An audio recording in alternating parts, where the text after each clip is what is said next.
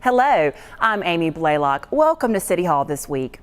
Residents of the Little Five Points neighborhood now know what the final concept for their streetscape design looks like.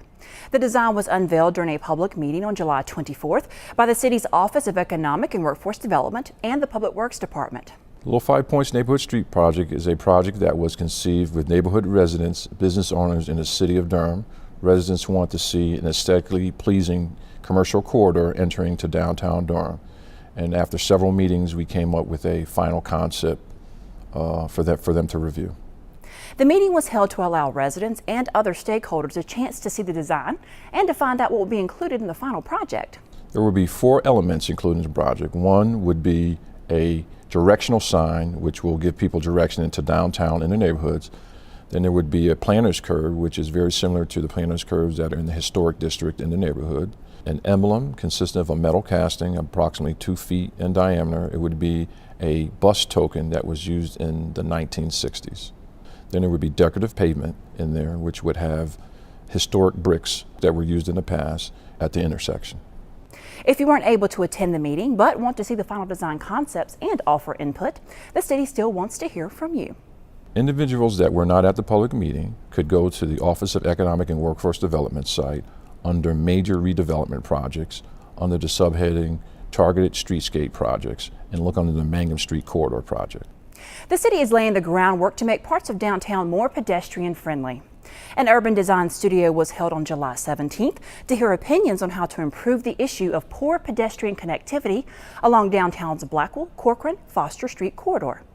The event was held as part of a new ongoing series intended to be pro bono visioning workshops the planning department will develop and run for a variety of projects. The results of the first studio will be used by a group of city departments to prioritize future pedestrian improvements in this corridor. Homeowners interested in saving energy and money still have time to apply for the Home Energy Savings Program. The Home Energy Savings Program is funded through 2 grants, one through the Department of Energy as stimulus money and the other through the Environmental Protection Agency's Climate Showcase Communities grant. And what we're doing is retrofitting homes to make them more energy efficient. 650 homes have already been completed, and achieving the goal of 700 homes is in sight. The deadline to apply for the program is July 31st. So we do a few things to all the houses. One is we air seal the floor of the attic and the ceiling of the crawl space. So all the places the boards come together, the pipes penetrate, ductwork comes in, we seal all those holes where air is escaping. We add insulation to the attic to get it to R38, which is the current code. We seal up the air ducts. Most houses, their ducts are very leaky because as the hot and cold air move through the ducts, they expand and contract, and it makes them pretty leaky, so we seal that up. We add a programmable thermostat if people don't already have it. That allows people to automatically have the temperature go down or go up when they're gone for the day or when they go to bed at night, so they don't have to remember to turn it down, and they can save a lot of energy that way. We put in water-saving shower heads and faucet aerators, and then for homes that need them, we also put in carbon monoxide detectors. The program is just one of the ways Durham is trying to meet its greenhouse gas emissions reduction plan, which calls for a 30% reduction in emissions by homes and businesses by 2030. Durham is the first community in all of North Carolina to adopt a greenhouse gas emissions reduction plan, and it calls for a 30% reduction in greenhouse gas emissions by our community by the year 2030. We have a long way to go. This is just one step, but it's a good one. So we estimate that the houses we've already completed are reducing emissions of carbon dioxide into the atmosphere by about 2,000 metric tons per year, and that's significant when you put all those houses together, so we're very proud of that. Qualifying homes will receive a variety of improvements with a market value of $800 to $2,000. For more information, visit greenerdurham.net. The city is also offering other ways you can make your home more efficient while helping the environment. We'll fill you in on a simple way you can do that when City Hall This Week continues.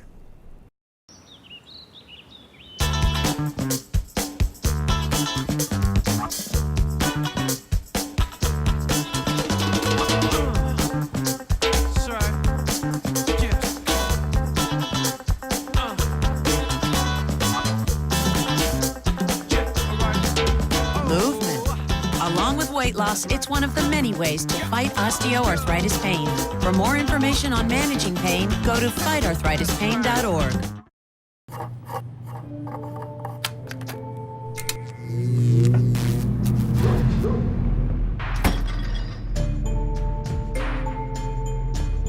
Traditional light bulbs actually generate 9 times more heat than light. Switch to Energy Star light bulbs, and you'll realize just how much cash you are really burning through. Saving energy saves you money. Learn more at energysavers.gov. Thanks for calling the GED Pep Talk Center. Jerry Siller speaking. Your level 7 in-your-face pep talk. I can keep pushing. Believe me, I'm good at it. Once you've got your GED diploma, you'll feel so good about yourself. You tell him. Mr. Trejo, can I transfer this guy to you? He needs something a little more Persuasive.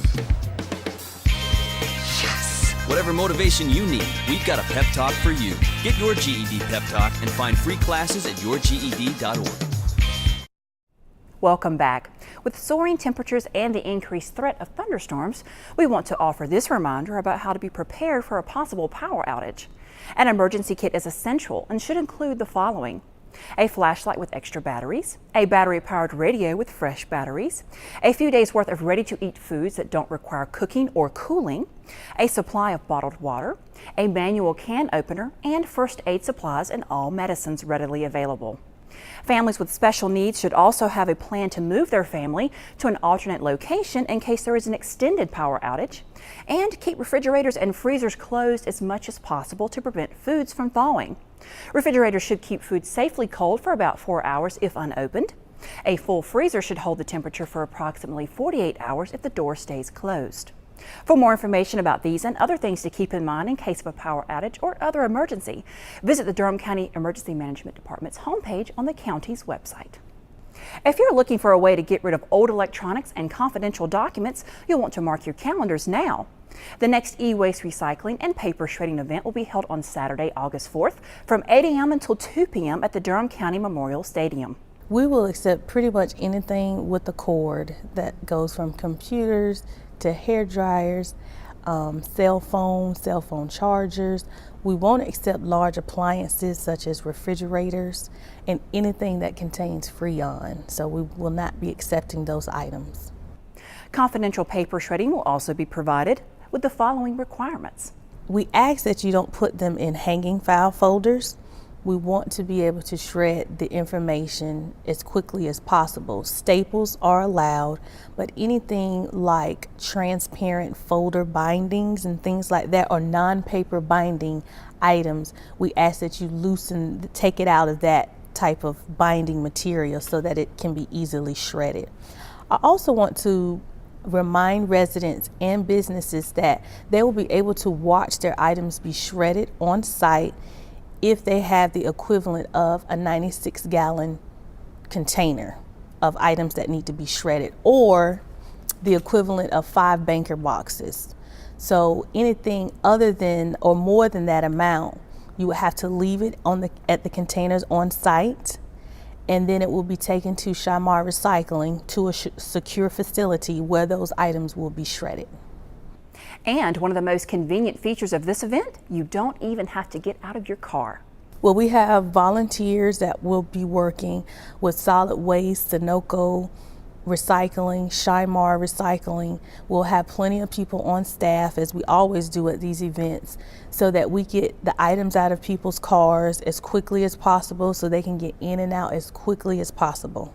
If you can't participate on the 4th, you can still safely and conveniently recycle your old electronics at the city's Waste Disposal and Recycling Center, located at 2115 East Club Boulevard. That does it for this edition of City Hall This Week. Don't forget to like us on Facebook and follow us on Twitter. Those links are listed on your screen and can also be found on the Public Affairs homepage on the city's website. And of course, you can still find us on demand on DTV8's webpage and on the city's YouTube channel. I'm Amy Blalock. Thank you for joining us.